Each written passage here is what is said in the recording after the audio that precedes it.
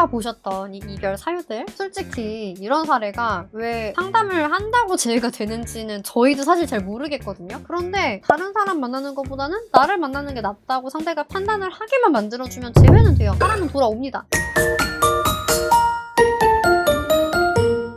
상대와 다시 만나고 싶다고 말씀하시는 분들 가운데 본인이 상대를 차신 경우도 생각보다 많습니다. 왜 본인이 차놓고 생각이 바뀌었는지 탑3에 해당하는 경우에 대해서 말씀드릴게요. 탑3에 해당되지 않는 경우라고 해도 상대의 마음은 돌릴 수 있습니다. 보이시죠? 생각보다 이런 사례들도 제가 됩니다, 여러분. 사례가 8만 건이나 되다 보면 기상천외한 사례들이 진짜 많아서요. 아무리 용하다는 희원쌤, 연애 자격 이라고 해도 내 상황은 제 뭐 시키지 않을까? 생각하시는 분들이 많이 계신 건 알아요. 그런데 보통 본인 사례가 이 정도까지는 아니실걸요? 일단은 오늘은 탑3 가볼게요. 핵심만 쫙 짚어드릴게요. 우선 첫 번째, 그 사람 덕분에 제가 정말 많이 성장했어요. 그래서 그 사람이 있어야 해요. 이별을 결심했지만 재회를 원하시는 경우에 진단지에 이렇게 작성해주신 분들이 많이 계셨어요. 상대는 나에게 얼마나 가치 있는 사람인가요? 라는 질문이 진단지에 있거든요. 진단지는요, 여러분 상황을 정확히 분석을 해서 재회 가능성도 내드리고 필요한 솔루션, 시나리오 설계해드리기 위해서 필요한 최소한의 내용이라고 보시면 되고요. 요거를 여태 여러분이 8만 건을 제출을 해주신 거예요. 첫 번째 경우에 해당하시는 분들 같은 경우는 기존에는 좀 사람 보는 눈이 없었던 경우가 대부분이에요. 깨달은 거죠, 이별하고. 아, 이 사람이 진짜 진국이었구나. 이 사람들이 결국 이별을 하게 된 사유는 내 서운함 때문인 경우가 많아요. 내 서운한 거 하나 들어주지 못하나? 하고 원망을 하면서 이별 통보를 했는데 막상 생각해보니까 내가 그 서운하다고 생각했던 것들이 너무 이기적인 생각이었다고 느껴지는 거예요. 생각을 하면 할수록 나를 이만큼의 성장을 시켜준 사람이고 실질적으로 정말 이 사람이 나를 의지를 되게 많이 하게 해줬고 막상 이 사람 없이 내가 혼자서 살아간다고 생각이 되니까 막막하고 내가 어디 가서 이렇게까지 의지가 되는 사람 만나기가 어렵겠다라는 생각이 드니까 재회를 해야겠다라는 결론이 나시는 거더라고요. 두 번째,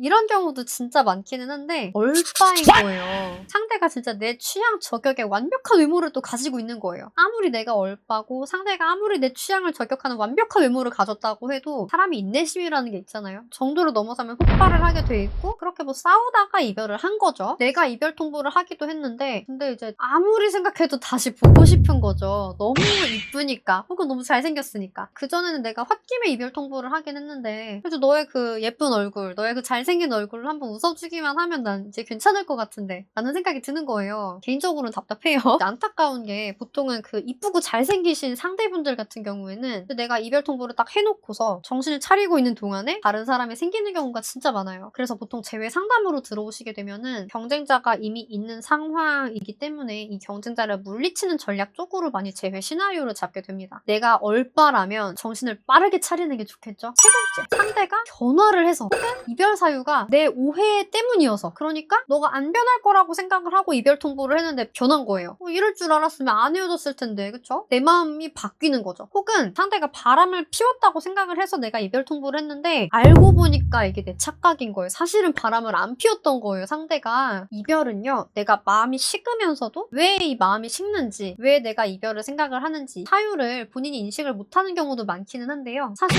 그런 경우에도 분석을 해보면 이별 원인이 다 있거든요. 마음은 절대 그냥 식지 않아요. 이 이별 원인이 되는 걸 제거를 하고 좀 더 매력이 되는 요소를 덧붙여줬을 때 그래서 재회가 되는 경우가 많아요. 분명히 이별을 할 만한 상황이다 라고 생각을 해서 이별 통보를 한 건데 내가 그 상황을 잘못 판단했거나 상황이 바뀌었을 때 사람은 본인한테 좀 더 유리한 쪽으로 판단을 합니다. 다른 사람 만나는 것보다 전애인 만나는 게 100배 1000배 나으면 당연히 전애인 만나야죠. 아무리 내가 그 전에 단호했을지언정 재회를 하는 게 나한테 똑똑한 선택인 거예요. 그러면 재회를 할 수밖에 없어요. 아까 보셨던 이 이별 사유들, 솔직히 이런 사례가 왜 상담을 한다고 재회가 되는지는 저희도 사실 잘 모르겠거든요. 이런 입장에 뭐 저희도 처해본 적이 없는 경우가 대부분이니까. 그런데 이 상황에 맞게 잘 이끌어드리면 재회가 되는 경우가 많이 있더라고요. 결국은 사람마다 좋은 사람, 가치 있는 사람, 기준이 다를 수밖에 없는 건데 다른 사람 만나는 것보다는 나를 만나는 게 낫다고 상대가 판단을 하게만 만들어주면 재회는 돼요. 사람은 돌아옵니다. 다만 우리가 이별할 때는 그 상황에서는 나보단 다른 사람 만나는 게 낫겠다라고 상대가 판단할 수밖에 없었던 거예요. 예를 들어서 A 회사가 급여를 100만 100만 원을 준대요. 그래서 B 회사로 옮겼어요. 여기는 나한테 한 달에 400만 원을 주겠다는 거예요. 옮기는 게 당연하겠죠? 그런데 갑자기 예전 A 회사에서 나한테 연락이 온 거죠. 그때는 우리가 회사가 작아서 너를 많이 못 줬다. 근데 지금은 이제 우리가 규모가 되게 많이 커졌고 예전에 너가 있었기 때문에 사실 이만큼 커질 수 있었다고도 생각이 돼서